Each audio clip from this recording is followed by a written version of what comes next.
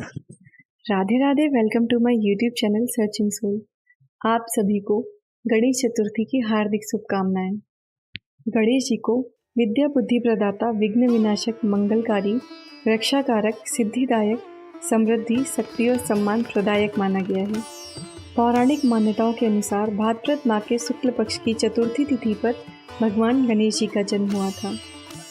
आइए जानते हैं गणेश जी से जुड़ी एक रोचक कहानी। जहाँ महाभारत कथा लिखी गई, वह स्थान आज भी अलकनंदा और सरस्वती नदी के संगम तट पर मौजूद है। यह पवित्र स्थान देवभूमि उत्तराखंड में बद्रीनाथ धाम से करीब 3 किलोमीटर की दूरी पर भारतीय सीमा के माना गांव में स्थित है। इस गुफा के पास में ही एक और गुफा है, जिसे व्यास गुफा कहते हैं। इसी गुफा में रहकर वेदव्यास जी ने बाकी पुराणों की रचना की थी। व्यास गुफा को देखकर ऐसा लगता है कि कई ग्रंथ एक दूसरे के ऊपर रखे गए हैं, इसलिए इसे व्यास पोथी भी कहते हैं। महाभारत विश्व का सबसे बड़ा महाकाव्य। इतने बड़े महाकाव्य को लिखना महर्षि वेदव्यास के लिए बहुत कठिन था, इसलिए उन्होंने गणेश जी से मदद मांगी। गणेश जी ने कहा, मैं लिख तो दूंगा, पर मेरी एक शर्त है। जब मैं लिखने लगूंगा तो बीच में मेरी कलम बंद नहीं होनी चाहिए। उनका आशय यह था कि महर्षि को निरंतर बोलना पड़ेगा। तब व्यास जी ने कहा, ठीक है, पर मेरी भी एक शर्त है। जो मैं कहूँ उसका अर्थ समझकर ही आपको लिखना है, जिससे महर्षि को बीच बीच में थोड़ा समय मिल जाए।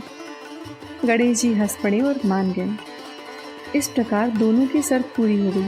वेदव्यास जी बोलते गए और गणेश जी लिखते गए, और 3 साल के निरंतर प्रयास से महाभारत महाकाव्य की रचना पूरी हो गई। महाभारत पूरी होने पर वेदव्यास जी ने देखा गणेश जी के शरीर का तापमान बहुत बढ़ा हुआ था। गणेश जी के शरीर का तापमान और ना बढ़े, इसलिए वेदव्यास जी ने उनके शरीर पर सुगंधित और औषधिक मिट्टी का लेप लगाया और 10 दिनों तक उनकी खूब सेवा की। लेप सूखने पर गणेश जी के शरीर में अकड़न आ गई और लेप झड़ने लगा। तब वेदव्यास जी ने सरस्वती नदी में गणेश जी को स्नान कराया। तब से यह प्रथा है कि हम गणेश चतुर्थी पर गणेश जी को बिठाते हैं और अनंत चतुर्दशी के दिन गणेश जी का विसर्जन करते हैं। राधे राधे। अगर आपको यह वीडियो पसंद आए तो प्लीज़ इसे लाइक करें, शेयर करें और मेरे चैनल को सब्सक्राइब करें। Thank you.